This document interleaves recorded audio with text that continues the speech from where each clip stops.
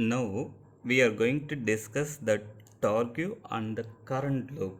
What is a torque? First we want to understand the torque expression. It is in general it is represented by the tau symbol. The torque will be the radial direction times the force acting on the from the point of interest. Suppose if you are this is your point of interest, here its force is acting. This is the length of suppose if you are taking the rod, the force is acting upward direction, that means positive y direction. The distances are along the x direction. The torque could be perpendicular to both. So this is will be in general along the positive z direction. It is perpendicular to r as well as y. This is the general definition of the torque. In the previous lecture, we have studied about the force acting on the current carrying conductor. The same thing we are going to use it now here. Here, we are going to draw the current carrying loop. Here, it is the rectangular loop. It's a we are making the smooth corner, but actually it is not smooth. This is the rectangular loop. So it is carrying the current uh, in the clockwise direction. The current is I. What I am going to do here, I am going to put the north pole of the magnet. Just keep this is the magnet, bar magnet. It is making the uniform field in this region, the north pole, and from the north pole the field will emerge. Here the length we can call the length of the bar magnet up to the length of the wire. If this length I am taking, it is B. This length we can take, it is an A. That means the breadth of the rectangular loop, the length of the rectangular loop is equal to the bar magnet length. Here we are placing the south magnetic pole because the in between the magnet the field we are making, it is uniform field. So here we can make it like this is the south pole.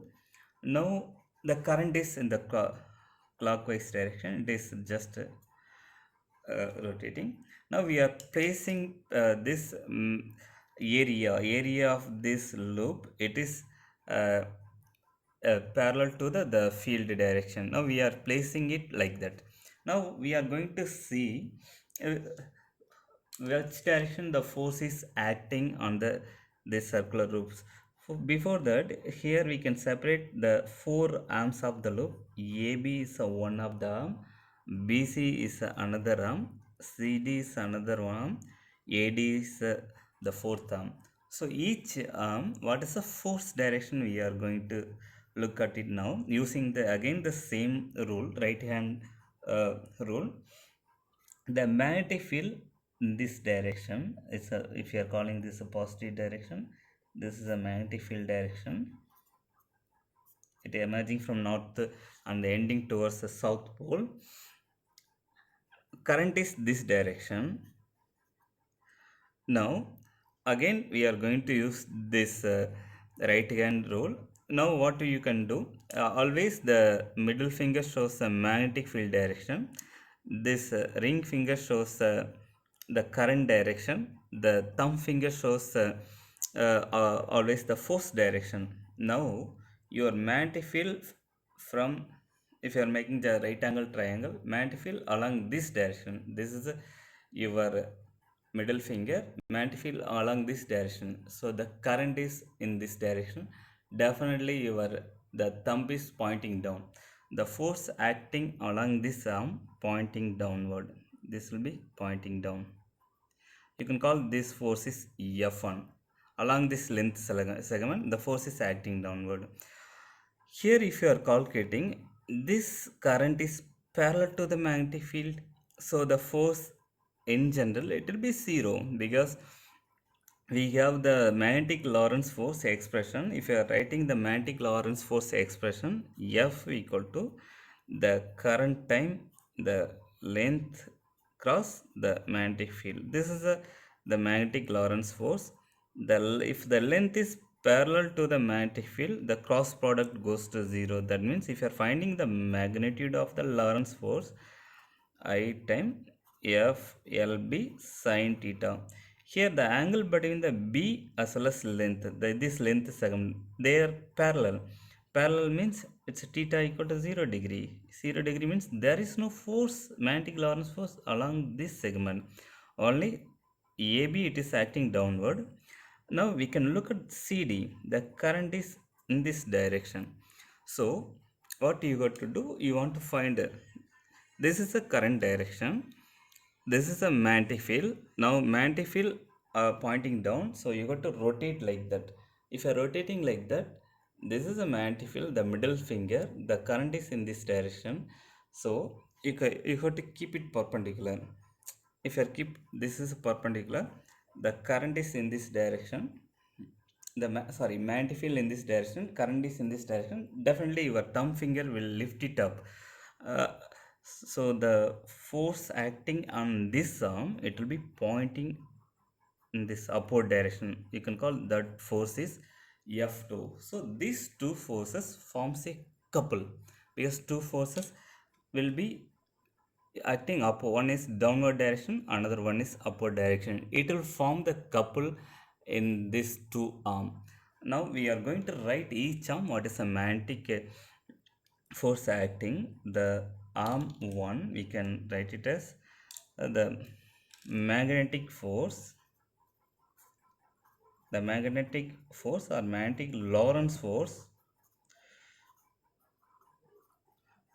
on AB arm, that would be equal to, if you are finding the magnitude, that in general the same expression we are going to use, I time the L time the length of the arm times the magnetic field sine. Here angle between the length as well as the magnetic field, the length is this direction, magnetic field this angle would be 90 degree. So 90. Here length in general we have taken, it's a B. So the force is equal to I time B time B. This is the magnitude of the force acting on AB. This is the first expression. Now we are going to find the magnetic Lorentz force acting on BC. So magnetic Lorentz force on CD. If you are finding the magnetic Lorentz force on the CD, that would be equal to F. The magnitude, if you are finding, again the same, I times B, but here sine again 90 degree. The current as well as the magnetic field, if you are finding, it's a 90 degree. So it will be 1. So sine 90 is 1. We don't want to write that one. This is a force acting downward. So if you are calling this is a force F1, this is a force F2, this will form a couple on the rectangular loop. Due to the couple, there will be a rotation. Suppose along the axis of the center axis of the coil, there will be a rotation. The angular frequency of the rotation, we can call its omega. Now you can define the torque, because the couple of force acting up as well as downward. In the same manner you can do, I missed one more force, one more arm, the AD arm. The AD arm is parallel to the magnetic field. Again the magnetic Lorentz force is 0, because parallel the current is passing this direction. It will be anti-parallel. If you are taking sine 180, again it is 0. So force acting along BC as well as the AD, it will be 0. Only the couple of force acting AB as well as DC or CD, these forces are opposite to each other, equal in magnitude, then there will be a rotation. The angular frequency or angular velocity of the rotation, you can call it is omega. It will make the torque. This two force will give the torque. What is the torque direction means? It will be, suppose if you are taking the magnetic field direction is in this direction, the torque will be this direction, the tau. The magnetic because magnetic force is downward, you can call it's a in this arm it's a downward, in this arm it is upward, the direction. So if this is a perpendicular distance, you can call this is a perpendicular distance, the force is acting down, then you can define the torque for this arm. as well as the same manner you can define the torque for this arm also. If this distance, the total distance in this arm is a, so hence this is a by 2, this is also a by 2. Now we can define the total torque acting on this system. The tau, it would be equal to, in general, the torque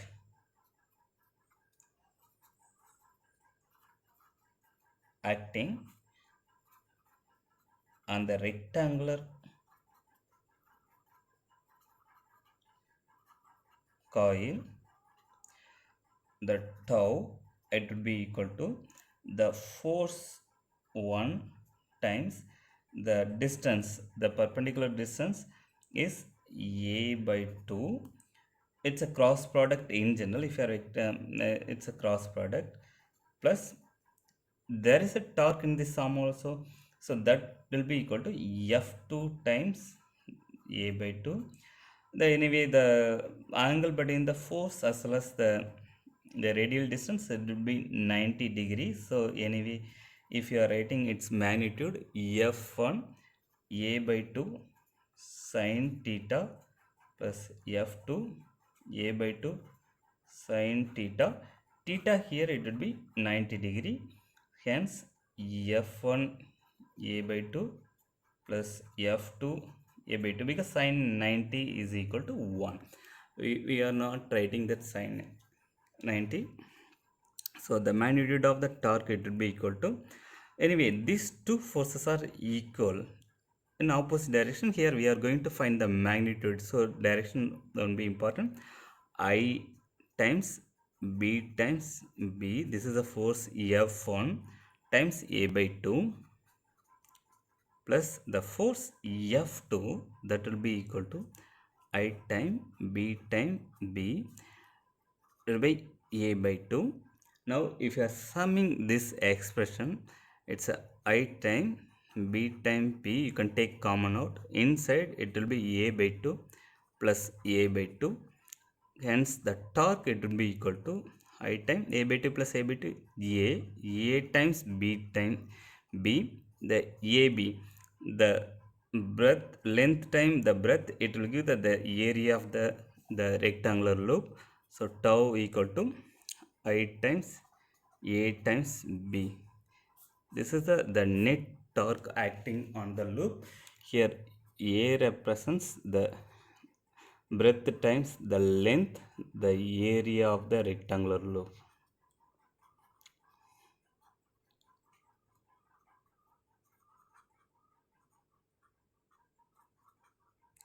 Rectangular loop. Suppose if this rectangular loop is not, the area is not parallel to the magnetic field, if it is at any angle, this loop is at any angle theta with respect to the magnetic field, then this tau expression we can write in general at any theta. Theta means the area vector, it's making, the area vector of the loop is making at any theta with respect to the magnetic field.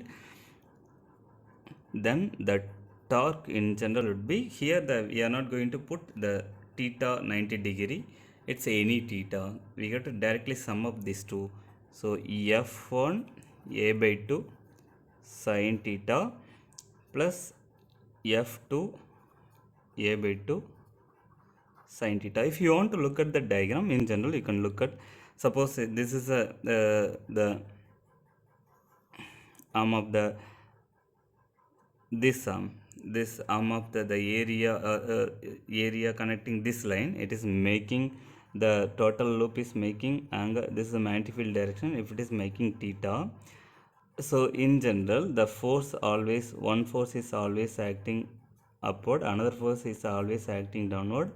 This is a by 2, this is also a by 2.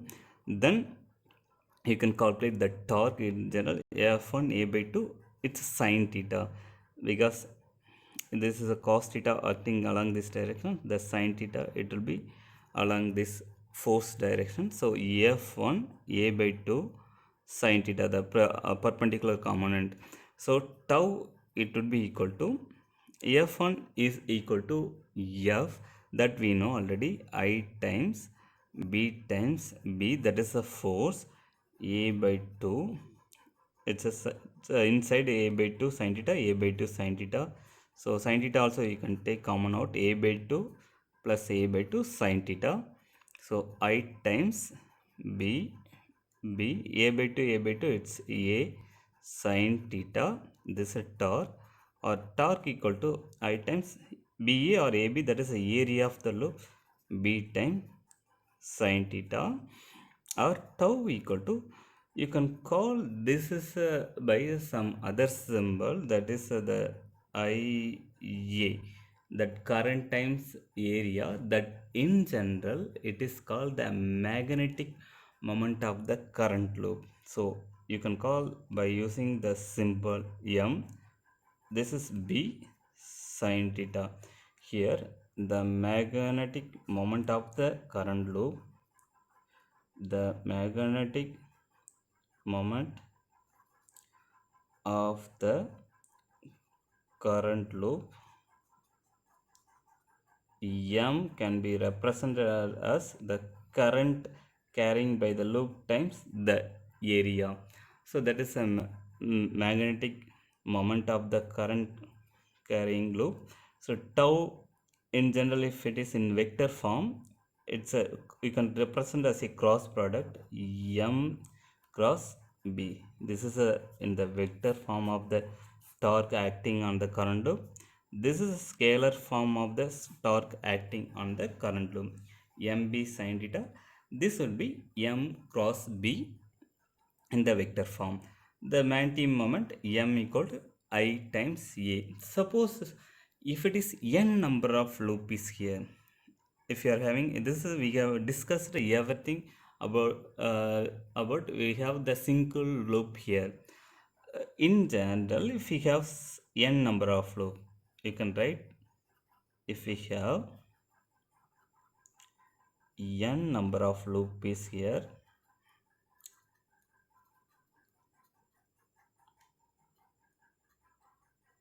each loop will carry the current I, each loop will experience the equal and opposite force, each loop will contribute the torque.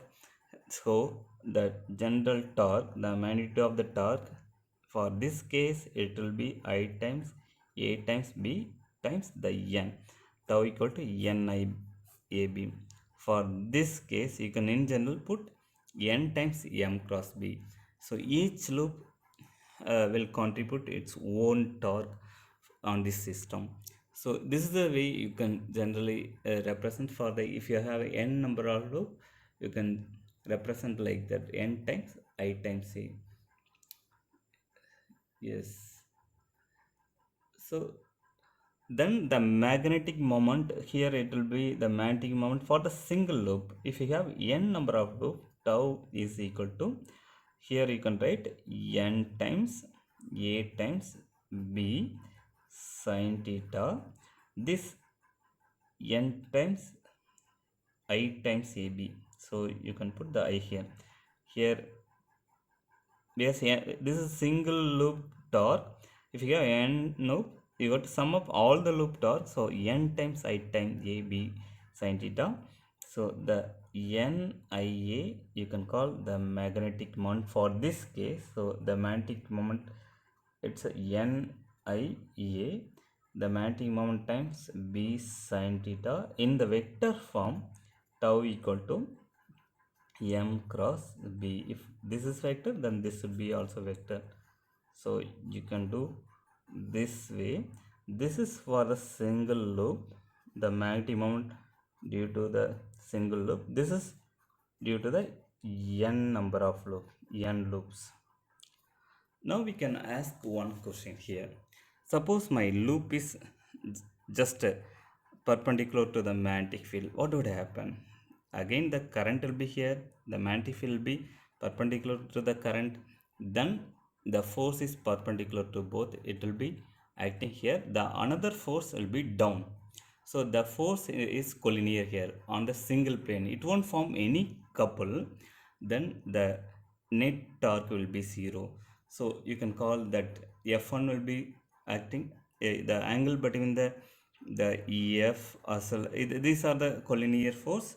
So it won't form any couple whenever they, because one of the force is acting upward direction, the another force will be acting downward direction. So the net force in general, it will be looking like that. The net force will be equal and opposite. There is no torque at all. So the, in general, the torque whenever the loop is perpendicular to the magnetic field, the plane of the loop, then it will be zero.